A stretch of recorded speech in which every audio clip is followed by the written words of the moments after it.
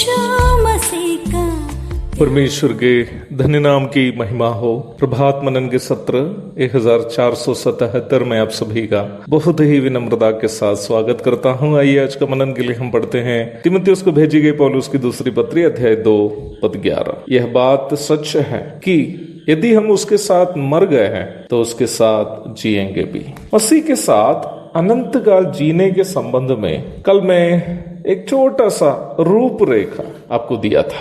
आज इस विषय से संबंधित कुछ प्रायोगिक सच्चाई की ओर आपका ध्यान में लाना चाहता हूं।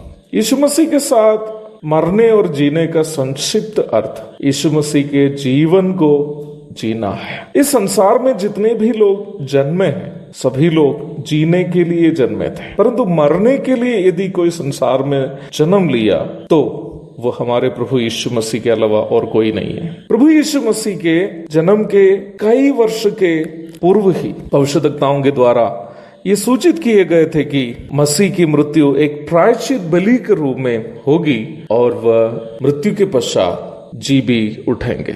यशायाह नबी की पुस्तक अध्याय 53 पद 10। प्रभु यीशु मसीह भी अपना यह संसार के जीवन काल के दरमियान यह बात खुलेआम बताई थी कि वह बहुतों की छुड़ौती के लिए मृत्यु सहने जगत में आए। मरकुस अध्याय 10 पद 45। तो मैं पुनः ये बात संक्षेप में आपसे कहना चाहता हूं कि प्रभु यीशु मसीह के साथ मरने का प्राथमिक अर्थ पाप के लिए मरा हुआ समान एक जीवन जीना है। रोमी अध्याय 6 पद 11। क्योंकि यीशु मसीह संसार में इसलिए आया और इसलिए जिया कि वो हमारे पाप के बदले मरे। पाप के लिए मरना विषय को हम दो भाग में विभाजित करके समझ सकते हैं। उसमें पहला भाग है हम अपने शरीर को अथवा शरीर के अंगों को पापमय कार्यों के प्रति मृतक समझना। रोमी अध्याय 6 पद 12। जैसे यूसुफ ने पाप करने का मौका को देखकर वहां से भाग कर निकला था, वैसे ही पाप से दूर भागने की एक मानसिकता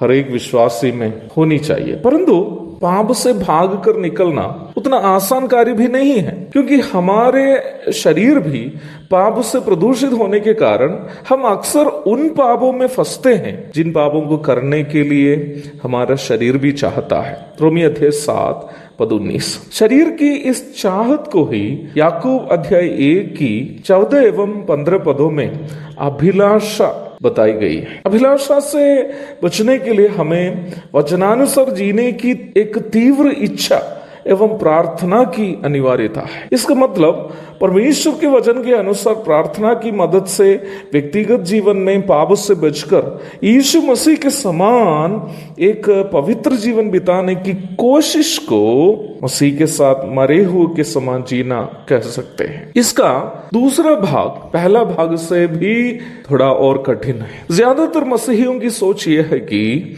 यीशु मसीह के साथ मरने का अर्थ केवल अपने आप को पाप में फंसने से बचा कर रखना ही है, बल्कि यह सोच एक अपरिपक्व सोच है। यदि प्रभु यीशु मसीह केवल एक पवित्र जीवन बिताकर संसार में जीवन व्यापन किए होता तो सब लोग उनका सम्मान करते, बताते कि ये बहुत पवित्र व्यक्ति है। और मैं कहना चाहता हूं उस प्रकार का एक जीवन प्रभु यदि बिताते तो यहूदी उनका विरोध कभी नहीं करते और उनको वे लोग क्रूस पर भी नहीं चढ़ाते। हमें यह बात अवश्य समझना चाहिए कि प्रभु यीशु मसीह का जीवन केवल अपने आप को पाप से बचाकर रखने वाला जीवन नहीं था, बल्कि उनका जीवन पाप करने वालों के खिलाफ बिताया गया एक जीवन भी था। यह विषय थोड़ा सा और बड़ा है और समझाने के लिए कुछ टाइम भी लगेगा, इसलिए मैं सोचता हूं कि उसकी चर्चा हम कल करेंगे। यीशु मसीह कैसे पाप के विरोध में एक जीवन बिताया था, पाप करने वालों के विरोध में एक जीवन बिताया था। इस विषय की चर्चा प्रभु दया करे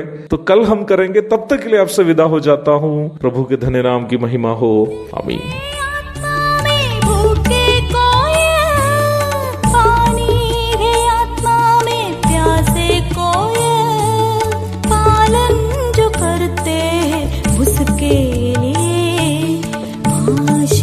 पाने का साधन है